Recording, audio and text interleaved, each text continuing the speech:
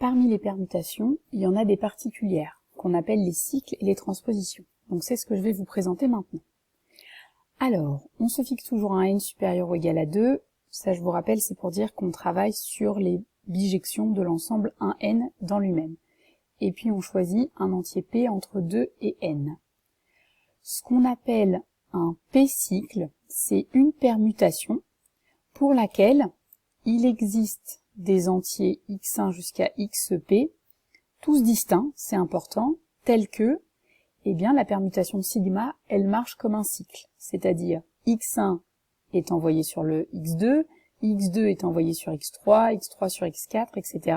xp-1 est envoyé sur xp, et xp est envoyé sur le premier. Donc vous imaginez, on a bouclé. Et pour les points qui ne sont pas égaux à x1 et xp, sigma est égal à l'identité. Je vous montre tout de suite sur un exemple. Donc là, je vous propose une permutation de S6. Qu'est-ce qui se passe? On regarde, est-ce que c'est possible que ce soit un cycle? Donc 1 est envoyé sur 2, 2 est envoyé sur 4, 4 est envoyé sur 6, 6 est envoyé sur 1. Donc on a fait une boucle, si vous voulez, 1, 2, 4, 6.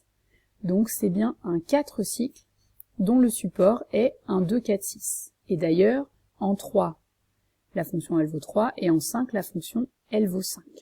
Donc là, vous avez un exemple de 4 cycles dont le support est un 2, 4, 6. Les cycles, au lieu de s'embêter à les noter comme ça sous forme de matrice, on écrira juste les points pour lesquels sigma de x n'est pas égal à x. Donc, par exemple, dans S5, quand on écrit le 3 cycle 2, 5, 3, ça veut dire que c'est la permutation pour laquelle, puisque 1 n'est pas dans cet ensemble, 1 est envoyé sur 1, 2 est envoyé sur 5, 3 est envoyé sur 2, c'est ça l'idée de cycle, 4, puisqu'il n'est pas dans le 3 cycle, il est envoyé sur 4, et 5, il est envoyé sur 3.